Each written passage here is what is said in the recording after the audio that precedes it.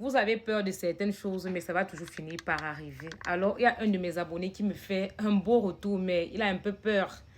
En ce qui le concerne, il a très très peur. Son histoire, c'est quoi? C'est que, bon, je crois que c'est un de mes abonnés que j'avais consulté en présentiel à l'époque encore, lorsque j'habitais encore là-bas en bas. Voilà. Il me dit, Tata Carole, tu m'avais demandé de partir faire la libation, que tu ne peux pas me soigner.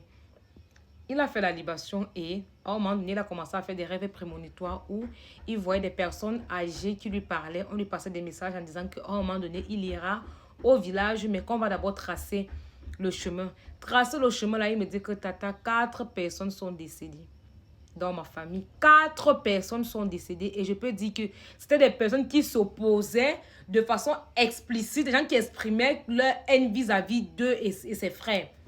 Son père, sa mère, on les détestait. Il dit que les 4 sont décédés.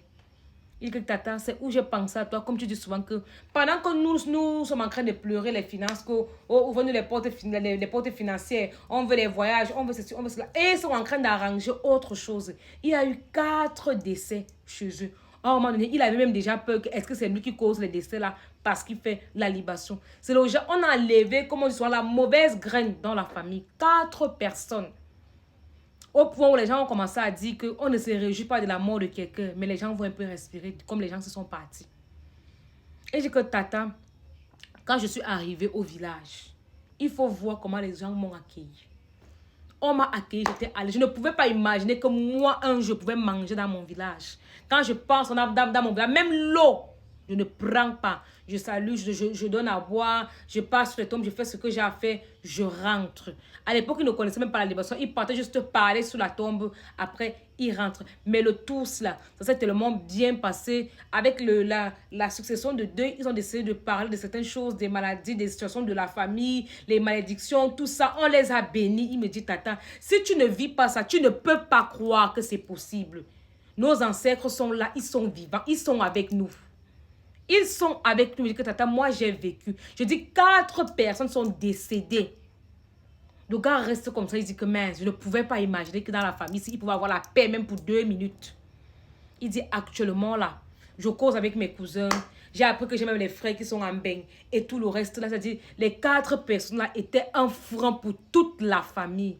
On les a balayés. Oui, c'est aussi ça, la force de nos ancêtres. Vous allez vivre ça. Vous qui avez peur que les gens décèdent là. Vous qui avez peur que les gens tombent malades là. Vous qui voulez les ouvertures là. Il y a certaines personnes qui ne doivent même pas vivre votre bonheur avec vous. Il y a des gens qu'on doit éradiquer pour que la famille se porte bien. Pour qu'il y ait la paix, l'harmonie, l'amour, la solidarité. Les ancêtres vont enlever la mauvaise graine là. Et pour cela là, il faut du temps. Parce que quand je parle de consultation en présentiel, ça fait au moins plus d'1 an. Ça fait plus d'1 an que ce gars fait la libation. Il parle avec ses ancêtres et tout le reste là. Il m'a dit, Tata, moi je te dis merci. Je te dis vraiment merci.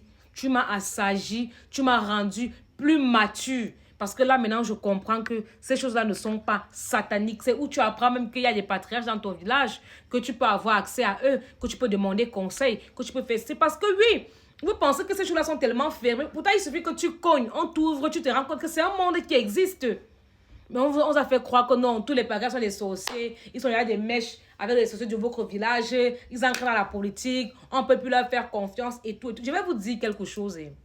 Je vais vous dire un secret avec les patriarches. Je peux causer avec le patriarche de mon village. C'est qui me dit, il ne dit pas ça à mon frère. Parce qu'on n'a pas les mêmes énergies, on n'a pas le même cœur.